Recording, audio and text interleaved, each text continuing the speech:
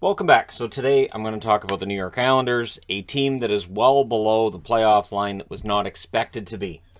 And there's a couple of things at play here. One, horrible schedule. 13-game road trip to start the season, and then as they're coming home to open the new building, they had the COVID run through their team, and they had, 10 guys they were short in a couple of games. It was ridiculous, and then they get shut down. So there are mitigating circumstances to why the New York Islanders have a poor record. But they have 16 points to make up between themselves and the playoff line, where Boston is at the bottom of that playoff line, and they only have 4 games in hand now. So where they had 8 or 10 games in hand at one point, now the games in hand have dropped. And again, now they're playing a schedule where they have to play more games than other teams in a shorter period of time, so that can make it tougher to win.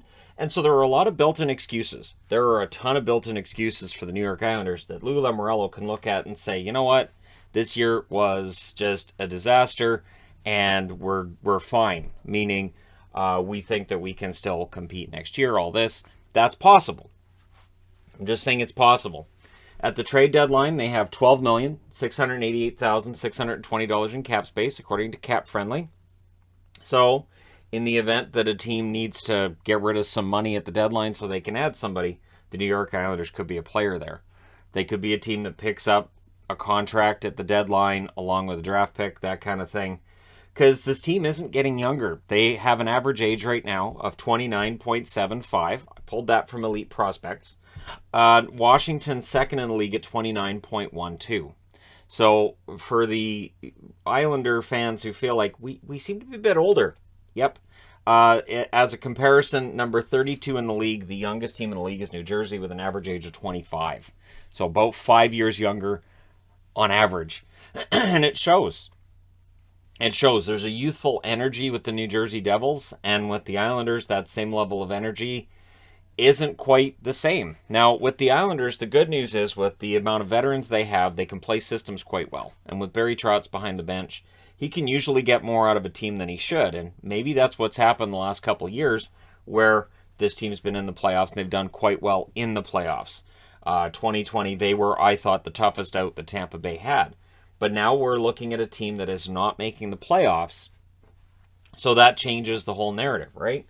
2017-2018, the year before Lou Lamoriello comes in, just as a comparison, the Islanders were the 19th oldest team at an average age of 27 per player.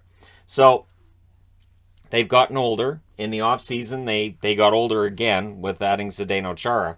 Chara, of course, a future Hall of Famer. No argument with getting Zdeno Chara in theory, but when you already have the oldest team, it may not be to your benefit to pick them up in that situation. You might be better off looking for younger players and more of a balance. But anyways, when you look at their prospects list, there isn't really anyone that stands out as a future star player necessarily.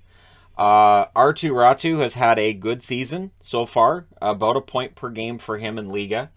He's the number 52 pick last year, and he was seen as probably being a bit of a steal at 52. That he had a rough draft year, and scouts soured on him, but they probably overcorrected. He probably got drafted later than he should have. So the Islanders may very well have a steal in the second round with him. Simon Holmstrom, number 23 pick in 2019, may very well end up being a player for them on the regular. I don't have Robin Salo on the board, but there's the chance that Robin Salo becomes a good player for them too. Jakub Skarek, who is playing for them in Bridgeport this year, goaltender, may end up being a goaltender for them in the near future as well. Bodie Wild, of course, ends up going over to Europe this year. He's 22 years of age. He still is seen as having NHL upside. And Samuel Balduke, also a blue liner, some NHL upside there. But they don't have that big superstar, right? Now, Barzal can be that superstar. I really believe that. But in Barry Trotz's system, I don't think there's going to be that realization of how good he can be. I don't think we're going to see him reach his top in terms of points per game, right? It reminds me of like Scott Niedermayer in New Jersey. Absolutely fantastic defenseman, but we always knew that if he had played somewhere else, he probably would have scored more, and then he goes to Anaheim and he does. But yeah, so for them, this year they have their own first-round pick. They have Colorado's second-round pick. They have their own third. They have no fourth-round pick. They have their own fifth and sixth. They don't have a seventh-round pick. So this is a team that has made trades and decisions based on now rather than the future. And it starts to bite them a bit in this situation. So their UFAs, if you're looking for who might be available at rentals, right? As rentals. Clutterbuck, 44 games, 5 goals, 6 assists, 11 points. I don't think they break that fourth line up. I do wonder, though, with that fourth line of Martin, Cizikas, and Clutterbuck, if all of them being in their 30s, at some point there's going to be an issue where you want that younger fourth line. We've seen teams sprinkling in younger players into that bottom six to give it a certain level of energy. Now, there's a lot of energy with the fourth line from the New York Islanders, but right now they're not at the playoffs. They're not in the playoffs, I should say. 16 points out and all. And maybe a shift needs to be made, right? So maybe Clutterbuck's made available at the deadline. And you look at, changing up that line and just changing up the general makeup of the roster. Because, again, they're older, and if you did trade Clutterbuck, he is above the age of 29.75. So Parise's also there, 44 games, 4 goals, 11 assists, 15 points. Also an older player that was picked up in the offseason by Lou Lamoriello. And he's been better lately, but I think that for Parise, I would be kind of surprised if he doesn't move at the deadline. I think it'll be his decision, but I'd be kind of surprised if he doesn't get moved at the deadline. He's 37 years of age. He's a UFA this summer. Probably gets moved. Chara, 41 games, 7 assists for him, 44 years of age. Again, it's probably up to him. I wouldn't be that surprised if Boston jumped in and made some kind of an offer to bring him in, only because Boston could use a little bit of depth on the blue line. Maybe Chara would be willing to take that reduced role Boston was offering him a couple years back when he decided to sign in Washington instead. But there would be teams calling about Chara if he became available. And you have Green. Green, he's older as well, 38 games, 1 goal, 5 assists, 6 points. Being a UFA this summer, we'll see if there'd be interest. And then there's Corey Schneider, he's 35 and hasn't played yet this season, but again, it's an older team. You've got Green's 37, I think, at this point. Schneider 35, Chara 44, Clutterbuck 34, Parise 37. Basically, what's been built by Lou Lamoriello is a team that 5 years ago would have been fantastic, but some of these players have lost a step. Parise and Chara, and they can excel, but in this current situation and environment with the New York Islanders, it just hasn't happened. Their goal scoring's been a problem all year. So restricted free agents.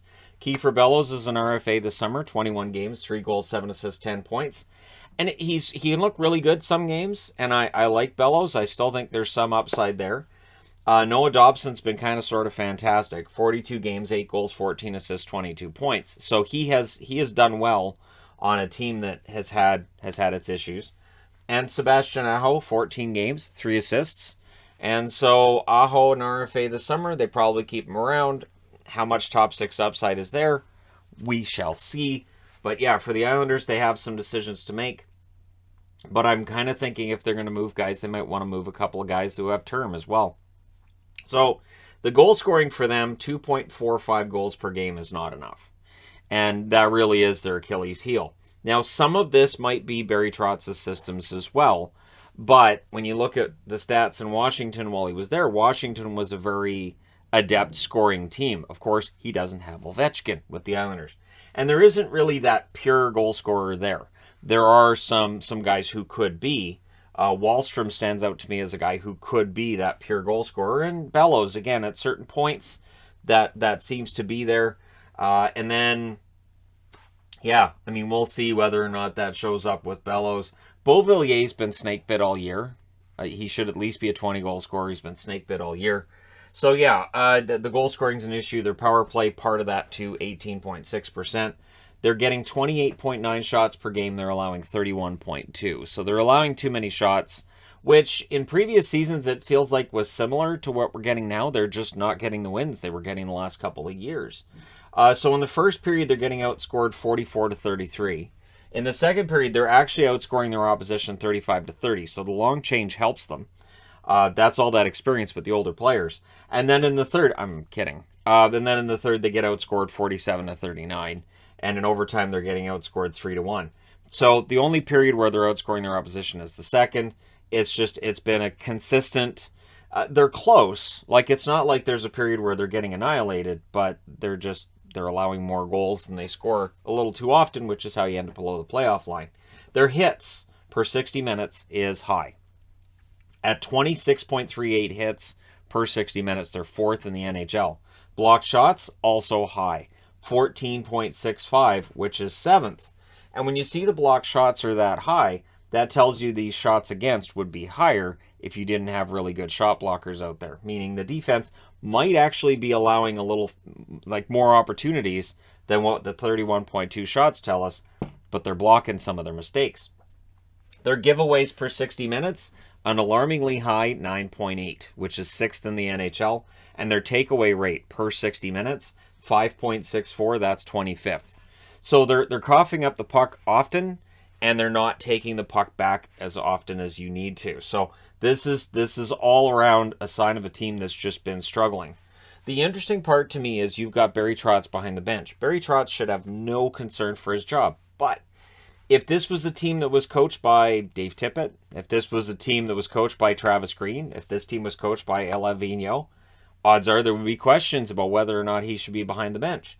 Now, I do think that the back-to-back Final Four appearances for the Islanders do buy Barry Trotz a chance to fix this, and rightfully so. I think that sometimes a coach's successes are forgotten far too quickly, and so I do think that he probably sticks around as coach into next season. It may be a Paul Maurice situation if he were to decide to step aside, but I don't think we're going to see a change from Lou Lamoriello. But it is Lou Lamoriello, it is coaching, and when he was the New Jersey Devils GM, he made some surprising decisions at that time. He doesn't seem to be as aggressive now as he necessarily was then, but hey, who is? It was a different time. So if you look at their lineup, and this is the depth chart from Cap Friendly, you've got Lee, who's 31. You've got Barzal, who's 24. Now Lee has a $7 million a year contract till 2026. Is that a good contract now? Because again, some of these contracts are great as long as they're a playoff team. But some of them, when you're not a playoff team and you're looking old, some of these contracts start to look kind of not great, right? So Lee's is one of those ones I think they'll look at. Barzal is a restricted free agent in 2023, makes $7 million a year. I think that's a very good contract. I think Barzal's worth every penny. Paul Mary might be the one that we look back on and say, probably a bit high, $5 million until 2025. So it's hard to move Paul Mary, and some of these contracts would be very difficult to move. Bellows, 23 years of age, talked about him being an RFA this year. Nelson makes $6 million until 2025. He's 30 years of age. I think that contract's fine. Beauvillier, $4.1 million till 2024. He's 24 years of age. I think that contract would look better if some of those opportunities were going in. I still like Beauvillier. I don't think he gets moved. Parisi I discussed. Pajot. This is a contract that will be discussed as well. $5 million till 2026. Pajot's fantastic in the playoffs. He's fantastic in big games. But does he score enough for that $5 million cap hit? And does it work with the New York Islanders? Pajot, I miss him on the Ottawa Senators. I think it's been a decent time for him with the Islanders, but again, they don't have a ton of cap space going forward when you consider some of the contracts that are expiring and whatnot. You're going to need to replace those players. So there's going to be contracts that have to get moved. I would think some of these get moved in the offseason. I'm not saying Pajot, but it's just an example of one that maybe if they look to pivot, that might be a contract that another team might be interested in picking up. Wahlstrom only makes $894,000 against the cap until next year. He's a restricted free agent.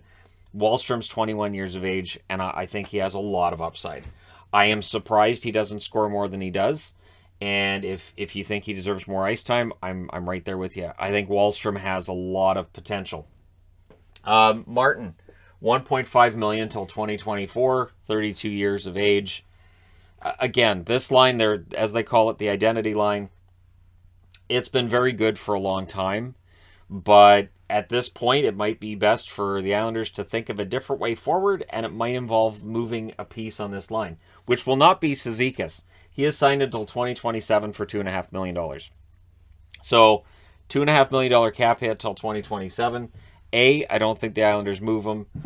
B, I don't think there's teams lining up to pick up a 30-year-old Cizikas who's signed till 2027 for that kind of a cap hit. And then Clutterbuck, who I already discussed. On the blue line, you got Pelech, 27 years of age, $5.75 million cap hit till 2029. I still don't have a problem with that cap hit. Pelech's fantastic.